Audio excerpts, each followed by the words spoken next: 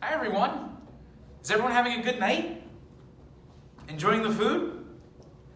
Well, if you're not, we already have your money. If you're watching this video, then chances are you just got married to Johnny Della Luna. Let me be the first to say, congratulations! I'm sure that marrying you was the highlight of his life and is the first of many, many happy moments together. But we all know that marrying Johnny Della Luna is a marathon, not a sprint. And I'm sure you have some questions that need answering. So I'm here today to give you some tips and tricks how to turn your happily never into a happily ever after. This is the art of marrying Johnny. See, being married to Johnny can be a walk in the park, but it's not without its hardships from time to time. If you take notes during this training video and answer in earnest all of these questions, we guarantee a lifetime that is fun and fancy-free. Say, that takes us to our first question. Johnny likes to subtly reference things because it makes him feel smarter. Do you know what fun and fancy-free references? A restaurant. B, a trendy clothing store. C, an outdated Disney film that of course nobody else has seen. A Disney film, of course. Johnny loves talking about Disney films often, and this can't be said enough, especially when nobody cares. If Johnny and you are stuck in a Disney diatribe together, it's best to just smile and nod, and he'll typically be done in 15 to 30 seconds. And now with Disney Plus, streaming your favorite Disney movies and TV shows is easier than ever. Want to see modern classics like Beauty and the Beast and The Little Mermaid? The only thing Johnny might love more than Disney is football. Football is an excellent game. The offensive creativity, the defenders diving at the quarterbacks, that's why it's never caused any couples to fight, right?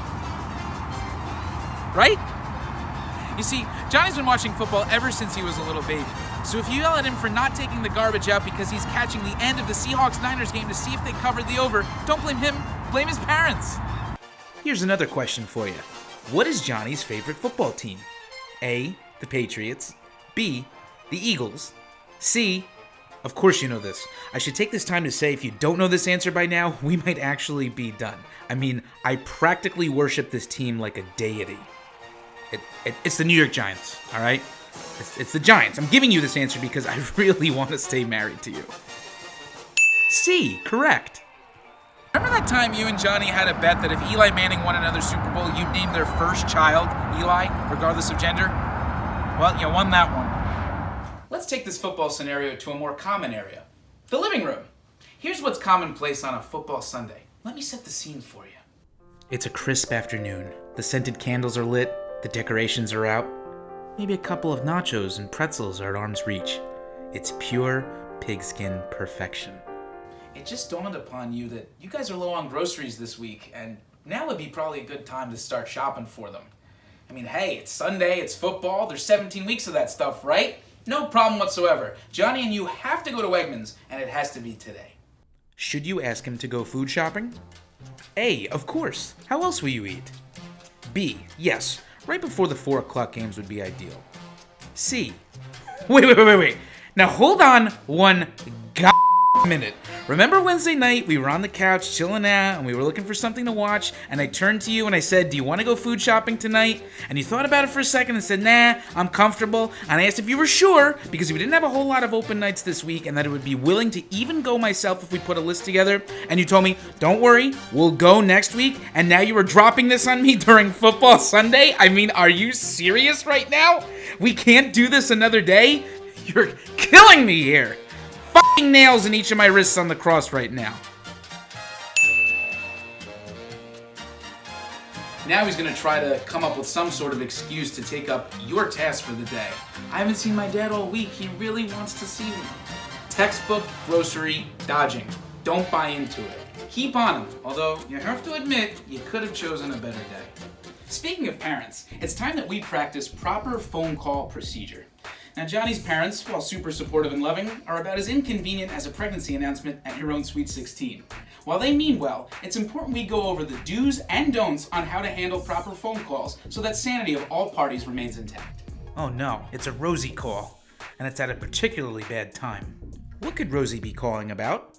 A, asking a question about the philosophy of Immanuel Kant. B, telling you about a great movie she just saw. C, literally seeing if you were alive. And if you don't answer, you are definitely dead. Simply answer the call and engage in short-form chit-chat. She'll be relieved you are safe, and you will feel better knowing that you just successfully tackled that proper phone call procedure. But wait, now it's his dad calling. Know that this is a completely different scenario requiring its own set of training. What could Big John be calling about? A. Wants your opinion on proper distribution of plant seeds for gardening. B. Trying out new jokes for a stand-up career. C. Needs to tell you about a small thing he saw, like an interesting episode of Pawn Stars, right this very second, no matter what you are doing. Why haven't you picked up by now? Now he's going to guilt you. You're going to want to be careful about this one. Answering a Big John call without setting aside the time and emotional energy could have some lasting damage on your day. Sometimes he talks so much, he doesn't even realize you went on a 25-minute Target run, had a side conversation with a pharmacist and a cashier, and successfully got back into your car. In this scenario, it's best to stop any vehicular motion and block out ambient sound before picking up, or simply let it go to voicemail. Now that we've seen what it's like in a normal day of marrying Johnny, it's time to get into his more nocturnal habits.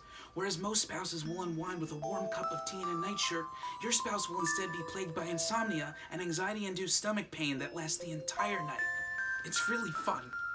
If you had to guess, when do you think bedtime at the Della Luna home will be? A. 10 p.m.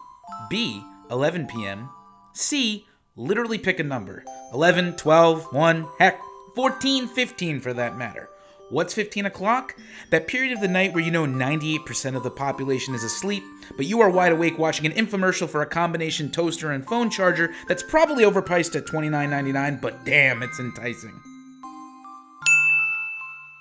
Between the late bedtime and the tossing and turning, your nights might not sound like they're ideal, but don't worry. Johnny knows you have to get up early in the morning and he'll let you sleep just fine. Unless he's recording a podcast. Or is neglecting work that he should have done earlier in the week.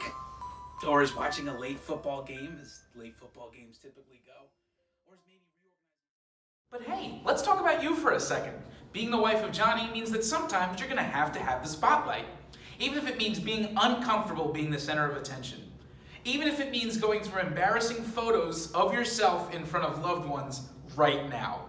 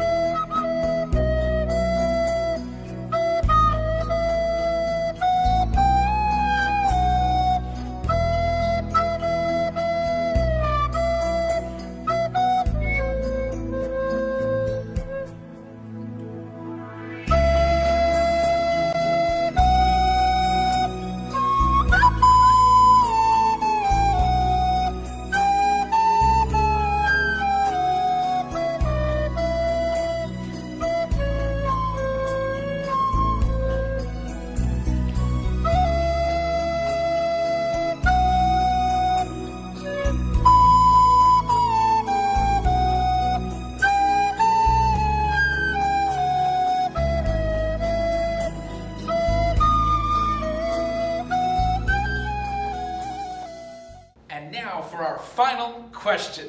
Let's give a big round of applause, everybody. We made it. We're here. Let's do this question Final Jeopardy style. Out of all the things he has accomplished, what is the one thing your husband is most proud of? Think hard about this one. I'm going to stand here for 30 seconds doing nothing.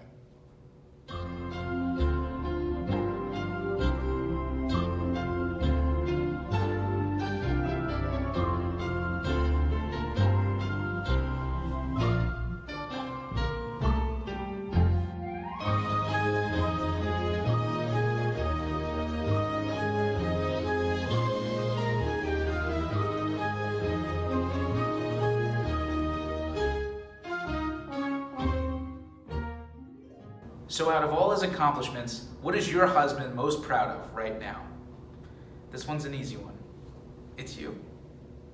He's found someone to live with, to grow with, laugh with, love with, do everything with, and doesn't know how he deserved you and why you chosen to stick around him for this long, but he has wonderful, beautiful you.